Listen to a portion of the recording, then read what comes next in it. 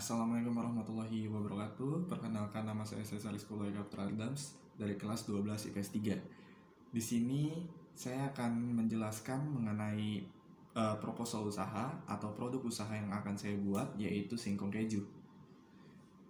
Yang saya hormati Ibu Mili selaku guru pengampun PKWU SMA Negeri Lampung 3 Jakarta. Yang pertama saya akan menjelaskan mengenai latar belakang mengapa saya memilih produk usaha singkong keju ini. Dalam suatu pemasaran, banyak sekali bentuk-bentuk dan macam-macam aneka ragam makanan, dari yang kecil hingga yang besar, dari yang murah hingga yang mahal, sampai dari yang biasa-biasa saja sampai yang mewah. Untuk kebutuhan sehari-hari, banyak sekali aktivitas yang dijalani setiap orang. Dengan aktivitas yang semakin padat, membuat banyak orang memenuhi atau membutuhkan banyak asupan makanan yang khususnya adalah bermanfaat bagi tubuh mereka masing-masing. Makanan-makanan yang tersedia di pasaran saat ini memang sudah beragam, tetapi umumnya makanan tersebut bukanlah makanan tradisional khas Indonesia, serta harga yang ditawarkan juga masih kebanyakan itu mahal. Salah satu makanan tradisional yang cukup sederhana dipadukan dengan sedikit cita rasa modern dan sangat cocok menjadi makanan atau snack untuk konsumsi kebutuhan sehari-hari. Ialah merupakan makanan yang cukup istimewa, yaitu singkong keju. Pembuatan makanan terbaru dari khas Indonesia dengan perpaduan cita rasa modern, ini dilakukan dengan cara yang sangat sederhana, tetapi lebih higienis, serta akan dijual dengan harga yang terjangkau. Maka tentunya hal ini akan menarik minat masyarakat untuk membelinya. Setelah latar belakang, saya sebagai pengusaha akan menjelaskan visi dan misi. Untuk visi menjalankan sebuah usaha ini adalah menjadikan usaha singkong keju ini sebagai makanan khas Indonesia yang mampu menarik masyarakat luas dengan perpaduan cita rasa modern. Untuk misinya adalah 1. Membuat singkong keju dengan cita rasa luar biasa. Yang kedua, memasarkan singkong keju ini di pasar tradisional maupun pasar modern. Yang ketiga, mendirikan usaha wisata kuliner makanan khas Indonesia. Selanjutnya, setelah visi misi adalah tujuan kegiatan usaha. Tujuan memilih kegiatan usaha ini apa sih? Menurut saya dan untuk saya sendiri adalah yang pertama, mendapat keuntungan. Seluruh pengusaha, seluruh pembisnis, seluruh pembuat usaha, salah satu tujuan membuat usaha tersebut adalah untuk memperoleh keuntungan mereka masing-masing. Yang kedua adalah menarik minat konsumen untuk memasarkan produk agar menciptakan target penjualan. Yang ketiga adalah mendapat membuka lapangan pekerjaan yang baru, sehingga banyak orang-orang yang sekiranya membutuhkan lapangan pekerjaan tersebut atau mempunyai keahlian dalam hal tersebut dapat memaksimalkan potensi mereka masing-masing. Yang selanjutnya, yang keempat adalah membantu mempertahankan makanan tradisional agar tidak hilang. Maksud kegiatan usaha, keberadaan singkong keju ini diharapkan sebagai salah satu makanan tradisional khas Indonesia yang memiliki cita rasa unik dan enak tentunya. Hal ini diharapkan agar masyarakat yang juga sudah terbiasa dengan makanan tradisional yaitu singkong dapat merasakan cita rasa baru dan modern dan tentunya lezat yang akan dikembangkan ke masyarakat, yaitu singkong keju. Dengan melihat potensi atau kelebihan seperti hal tersebut, maka saya ingin membuat usaha makanan, yaitu usaha singkong keju, untuk dikembangkan menjadi usaha besar agar masyarakat tidak akan pernah lupa dengan makanan tradisional khas Indonesia. Selanjutnya, masuk ke dalam pembahasan mengenai usaha yang akan saya buat, yaitu pertama untuk profil usahanya. Nama usaha yang akan saya buat adalah singkong keju. Jenis usahanya adalah singkong atau bahan dasarnya adalah singkong. Nama sekolah ada SMA Negeri Lampung 3 Jakarta. Alamat usaha Jalan Cilincing, Jakarta Utara. Tahun berdiri 2021. Untuk strategi pasar sendiri, agar rencana mendirikan usaha ini dapat berjalan lancar dan banyak konsumen yang tertarik, Upaya yang dilakukan dalam melakukan strategi pasar antara lain yang satu adalah segmenting. Segmenting pasar adalah dengan menjadikan pembeli sebagai target, sebagai target yang akan dicapai kita sebagai pengusaha. Produk yang harus saya buat adalah produk yang harus diminati oleh berbagai kalangan di masyarakat dengan tingkatan yang berbeda. Produk ini juga bisa dinikmati dari anak-anak sampai orang dewasa. Yang kedua adalah targeting. Target pasar yang saya bidik adalah para kalangan masyarakat, terus anak-anak sekolah dan lingkungan sekitar. Positioning. Agar produk ini bisa dikenali masyarakat, saya berinovasi dengan cara menambahkan bahan baru agar membedakan makanan ini dengan persaingan yang lain.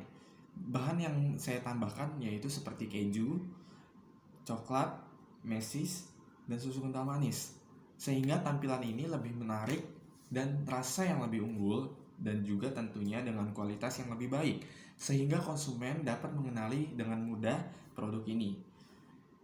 Selanjutnya adalah analisis SWOT sebagai kelayakan usaha, yaitu sebagai acuan untuk menghadapi persaingan dalam bidang usaha setiap kegiatan. Untuk memulai usaha saya, yaitu mengukur kemampuan saya sebagai pengusaha terhadap lingkungan sekitar pesaing melalui SWOT. Yang pertama ada strength atau kekuatan. Rasa percaya bahwa produk ini akan diterima baik oleh masyarakat luas karena produk yang saya buat ini mempunyai ciri khas atau kualitas yang cukup tinggi, karena bahan dasarnya menggunakan singkong yang banyak menggunakan nutrisi yang bagus. Selanjutnya ada weakness. Di balik kekuatan sebuah usaha, di balik kelebihan sebuah usaha, produk usaha selalu mempunyai kelemahan. Dalam kelemahan singkong keju ini adalah yang pertama, produk ini mudah ditiru karena bahan dasarnya mudah. Yang kedua, produk tidak tahan lama. Produk tidak mempunyai masa expired yang lama, sehingga ini merupakan salah satu makanan yang bisa dikategorikan makanan yang harus bisa langsung dimakan saat itu juga.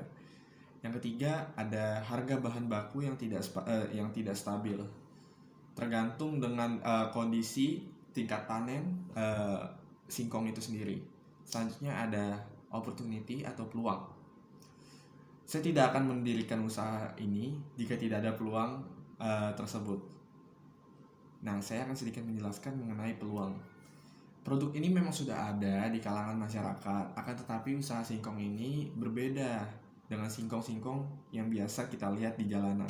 Singkong keju ini produk hasil modifikasi yang sedemikian sehingga menjadi produk baru, sehingga menarik juga untuk masyarakat dan dapat bersaing dengan makanan-makanan modern dengan cita rasa tradisionalnya tadi, dengan makanan tradisional, dengan makanan khas tradisional, tapi kita campurkan dengan cita rasa modern.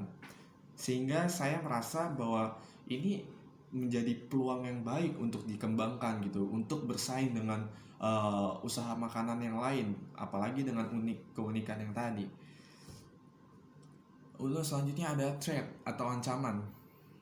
Ada 3 ancaman dalam pembuatan usaha singkong keju ini. Yang pertama adalah adanya pesaing yang menjual produk dengan harga yang lebih murah. Kita tidak tahu, banyak pengusaha lain yang mungkin juga menjual singkong keju, yang mungkin juga dia memasarkan harga yang lebih murah dari usaha saya. Itu merupakan suatu ancaman. Namun kita bisa pertimbangkan atau kita bisa tutupi dengan kekuatan yang kita punya, dengan peluang yang kita punya. Yang kedua adalah adanya pesaing yang tidak sehat. Sedikit mirip dengan yang pertama tadi, bahwa banyak oknum-oknum atau banyak pengusaha yang melakukan tindak kecurangan dalam mengembangkan usaha singkong ini. Yang ketiga adalah adanya produk serupa dengan kualitas baik dan harga lebih murah sehingga menjatuhkan produk. Yang ketiga ini adalah campuran dari poin pertama dan poin kedua tadi. Jadi ada juga pengusaha yang memang mengendalikan usahanya dia sendiri dengan kualitas yang baik, terus harga yang murah, dan itu merupakan salah satu ancaman dari produk saya sendiri. Selanjutnya untuk proses pembahasan proses produksi dan sebagainya. Yang pertama adalah mengembangkan ide pembuatan produk dengan membaca kebutuhan konsumen terhadap sebuah produk yang sedang populer, yaitu kuliner. Kedua, melalui bagian produksi, saya mulai menentukan bahan baku penunjang selain bahan baku utama. Dalam hal ini, saya melakukan survei ke pasar atau ke lingkungan sekitar guna mendapatkan harga yang lebih kompetitif dalam harga pasar. 3. Proses produksi. Proses produksi dilakukan dengan cara rangkaian kegiatan yang mengedepankan asas higienis guna terciptanya kepercayaan kita sebagai pengusaha dan konsumen. Yang keempat adalah menyusun laporan keuangan. Tahapan-tahapan ini dilakukan untuk membuat sistem manajemen yang lebih baik dalam kegiatan usaha. Saya percaya jika penanganan keuangan dilakukan secara tersusun dan sistematis, maka sebuah kegiatan produksi itu akan berjalan dengan baik dan maksimal tentunya. Untuk bahan baku yang saya perlukan atau yang saya akan gunakan dalam membuat produk singkong keju ini adalah yang pertama bahan dasar dan yang paling penting adalah singkong. Singkong saya membuat untuk modal awal atau untuk awal dari memulainya usaha itu adalah saya membutuhkan singkong sebanyak 10 kilo. Dengan harga 1 kilonya itu sekitar 2.500. Dan harga totalnya itu sekitar 25.000 jika banyaknya itu 10 kilo. Selanjutnya adalah keju. Keju adalah penunjang agar singkong ini terasa lebih enak. Saya membutuhkan keju parut sebanyak 1 kg dengan harga 1 kilonya itu sebanyak 50.000. Selanjutnya ada coklat meses atau meses seres yang seperti kita tahu. Saya membutuhkan mesis tersebut sebanyak 1 kg dengan harga 1 kilogramnya itu adalah 20.000. Selanjutnya adalah minyak goreng. Untuk harga minyak goreng sendiri dan berapa sih yang saya butuhkan untuk minyak goreng tersebut, yang saya butuhkan adalah 2 liter 2 liter minyak goreng dengan harga per liternya adalah 12.500, yang berarti harga 2 liternya adalah 25.000. Dengan bahan baku tersebut, total yang saya harus keluarkan untuk modal awalnya adalah 170.000. Selanjutnya untuk peralatan dan perlengkapan. Peralatan dan perlengkapan yang saya butuhkan juga tidak banyak, yaitu wajan sebanyak 1 buah, sodet 1 buah, pisau 1 buah, baskom 1 buah, dan tentunya talengan 1 buah. Selanjutnya untuk perlengkapan. Perlengkapan juga tidak banyak. Selanjutnya yang pertama adalah kardus. Kemasan kardus itu seperti kemasan martabak, yang seperti kita lihat dalam orang menjual martabak dengan kemasan kardus seperti itu. Itu saya membutuhkan 50 piece. 50 piece itu harga satuannya hanya 500 perak. Dan total kalau misalkan saya membutuhkan 50 piece yaitu sebanyak 25.000. Selanjutnya adalah kertas minyak. Untuk kertas minyak sendiri, saya membutuhkan 100 piece. Harga satuannya adalah 150 perak.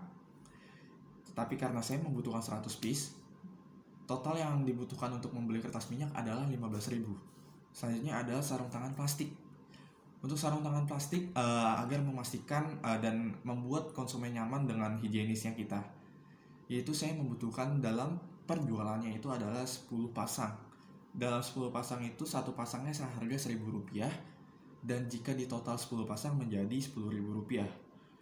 Untuk label merek atau label usaha saya sendiri itu saya membutuhkan 5 lembar. 5 lembar itu dengan harga satuan Rp3.000, yang di total kalau 5 lembar itu menjadi Rp15.000. Jadi total perlengkapan yang saya butuhkan yang saya harus beli adalah sebanyak Rp65.000. Selanjutnya untuk biaya lain-lain. Untuk biaya yang lain-lain, saya hanya membutuhkan isi ulang gas seberat 3 kg, dengan jumlah harga 20.000. Selanjutnya untuk rencana anggaran atau perhitungan modal, laba rugi dan sebagainya. Di sini akan saya sedikit jelaskan. Untuk modal yang saya keluarkan dari proses bahan baku, terus peralatan dan sebagainya itu sebanyak 255.000. Jadi total biaya sama dengan bahan baku ditambah perlengkapan ditambah biaya lain-lain 170.000 ditambah 65.000 ditambah 20.000 sebanyak 255.000. Total pengeluaran yang saya gunakan itu 255.000. Untuk penentuan harga jualnya adalah 255.000 sebagai modal saya dibagi piece atau berapa kotak yang saya akan jual, yaitu 50 kotak. Jadi 255.000 dibagi 50 piece sama dengan 5.100 rupiah. Jadi untuk balik modalnya atau untuk harga pokok produksinya itu sebanyak 5.100 per kotaknya. Selanjutnya untuk harga jual kita mencari untuk harga jualnya kisaran berapa.